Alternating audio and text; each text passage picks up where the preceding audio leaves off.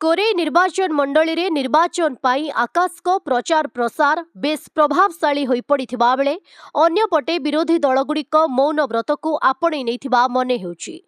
कोरेईवासींक घरे घरे शुणिबाकु मिलुछि एथर आकाश दास नायक आमर प्रार्थी बोली।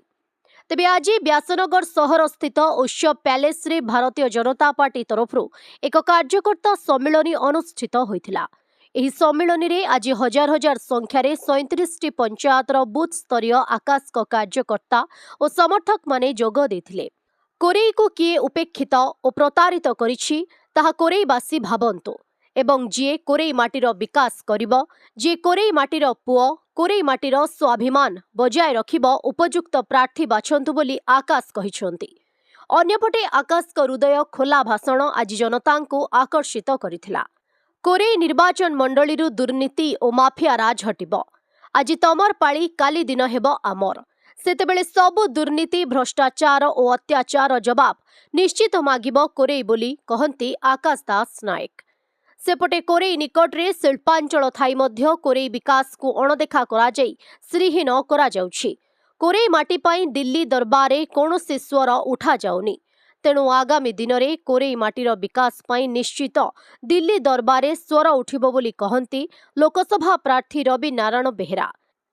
तेबे आजिर एही कार्यकर्ता सम्मेलन रे आसंता निर्वाचन पाई रणनीति प्रस्तुत करबा सह कोरेई बीजेपी रो वरिष्ठ कार्यकर्ता प्रमुखंक सह हजार हजार संख्यारे महिला और पुरुष समर्थक माने जोग देई सम्मेलन को सफल करथिले।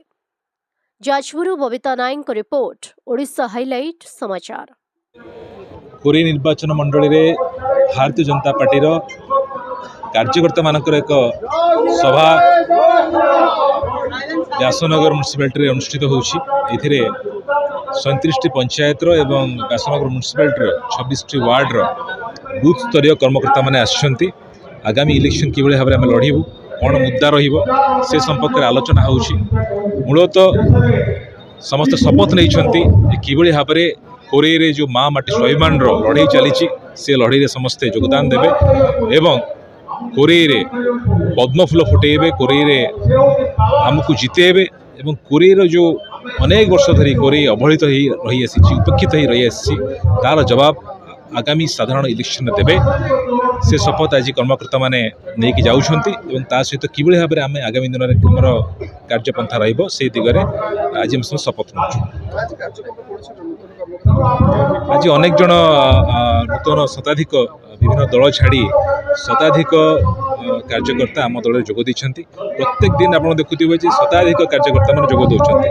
प्रत्येक दिन भारतीय जनता पार्टी लोकप्रियता बढ़ी बढ़ी जाउछि एवं मोर संपूर्ण आशा और विश्वास से आगामी दिन में कोरेई निर्वाचन मंडली रे आमे विपुल भोट रे जयलाभ करूँ एवं ता सहित कोरेईवासी वार्ता रहिबो जे कोरेईवासी चिंता करंतु, भावंतु, स्वाभिमान कथा भावंतु एवं कौ माने कोरेई को उपेक्षित करिसंती, कौ माने बारंबार प्रतारित करिसंती से दिगरे से माने दृष्टिपात करंतु एवं निश्चित भाव में उचित प्रार्थी देखंतु जे माटी रे रहिबो, माटीर कथा भाबिबो ताकू भोट दियंतु एवं निश्चित भाव में स्वाभिमान सबुठ बड़ कथा है स्वाभिमान सहित बंचिवा शिखिवा दरकार एवं कोरेईवासी भारी स्वाभिमानी आगामी दिन में से ठीक समय उचित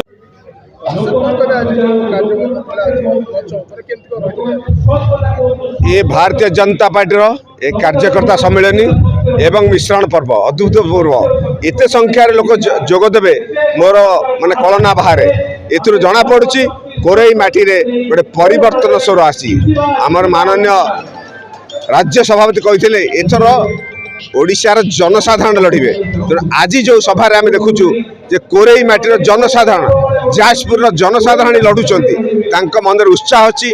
कोरेई सब नेग्लेक्ट होगी एवं सब विकास धारा शुन बाहर शक्ति आसिकी खणी ठार आरंभ करके डीएमएफ फंडर आरंभ करके राजनीतिक सबुतरे चंचकता कर हाईजैक करा जायछि। आज ये कोरेई इंडस्ट्री अच्छी से चाकरी पाँच बाहर लोक, कोरेई शिल्प अच्छी से शिल्प व्यवसाय कर बाहर लोक, ओडिशा बाहर लोक। तेणु कोरेई स्वाभिमान कोरेई माटीर पुओ को लेकिन आज ये स्वाभिमान लड़ई एवं आमे दिल्ली दरबार में एपर्यंत जाजपुर जिला विषय में कई उत्थापन करना।